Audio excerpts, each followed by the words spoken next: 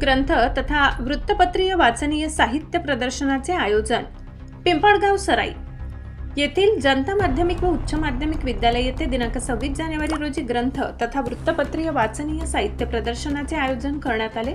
सदर प्रदर्शन विद्यालयाचे प्राचार्य प्रमोदजी ठोंबरे सर, पर्यवेक्षक संजयजी पिवटे सर यांचे मार्गदर्शनाखाली संपन्न झाले। या प्रदर्शनाचे उद्घाटन शिक्षण प्रसारक मंडळ चिखलीचे संचालक सुनील भाऊ लाहोटी यांच्या हस्ते करण्यात आले। तर प्रमुख अतिथी म्हणून सेवानिवृत्त प्राचार्य विष्णुदत्त त्रिवेदी सर, स्थानिक सल्लागार समिती सदस्य, ठेवीदार बंधू भगिनी मोठ्या प्रमाणात उपस्थित होते। तसेच पालक वर्गाचीही उपस्थिती होती। 27 तारखेपासून ही प्रदर्शने रिक्त तासिकेसाठी सर्व विद्यार्थ्यांनी पाहून त्यामधील बऱ्याच चांगल्या बातम्यांच्या शीर्षकांच्या नोंदी आपल्या वहीत लिहून घेतल्या। या उपक्रमाची संकल्पना यादवराव सुसर सर यांची असून त्यांच्या कल्पनेतून हे प्रदर्शन साकारण्यात आले।